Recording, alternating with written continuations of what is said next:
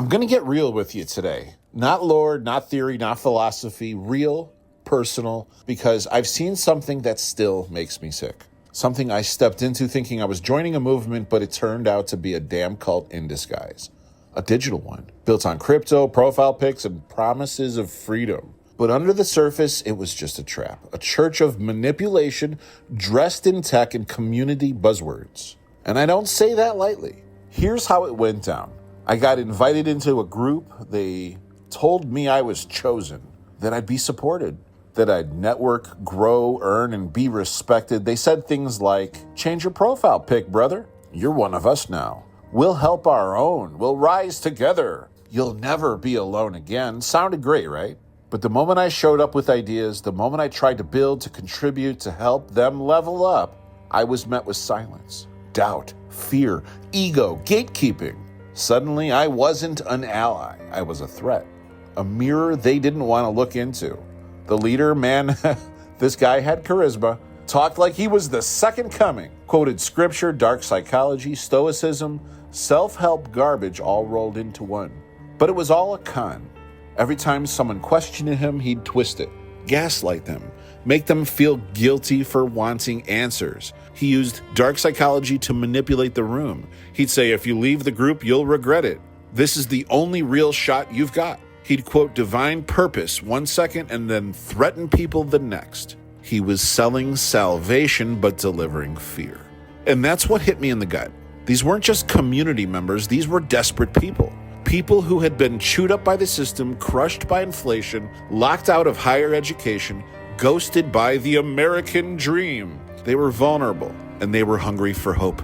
And this dude, he fed them sugar-coated poison. False promises of wealth, empty talk of monetization, just enough encouragement to keep them in line, just enough fear to keep them from leaving.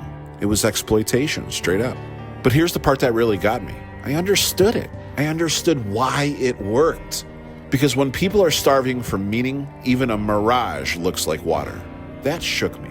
Because it meant people want community. They crave purpose. They are ready to follow anything that gives them even a glimpse of worth. And that's why leaders like that are so dangerous, because they don't use their power to elevate, they use it to feed off the pain. That was the day I knew MageTCG couldn't just be a game, it had to be a resistance, a mirror, a healing space. It had to stand in direct opposition to that kind of bullshit.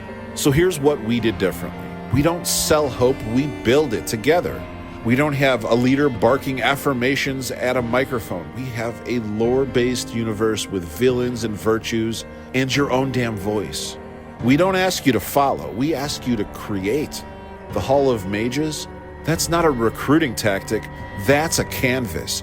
Your trauma, your dreams, your shadow and your light, all of it becomes a character, a story, a spell in the game.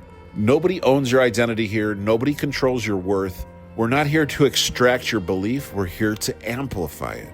So yeah, I saw the dark side of the community and it pissed me off. But it also reminded me of why this work matters so much. Because real leadership, real community, it doesn't come from fear. It comes from freedom. And that's what MageTCG is here to protect. In the next episode, we're going to step back into the cards, into the world. And I'll show you how MageTCG isn't just fantasy, it's a coded language for healing, reflection, and meaning. We're going to talk about the lore, the sins, the virtues, the relics, and why every card is more than a mechanic. It's a message. Until then, don't just follow anyone who promises you freedom. Create your own.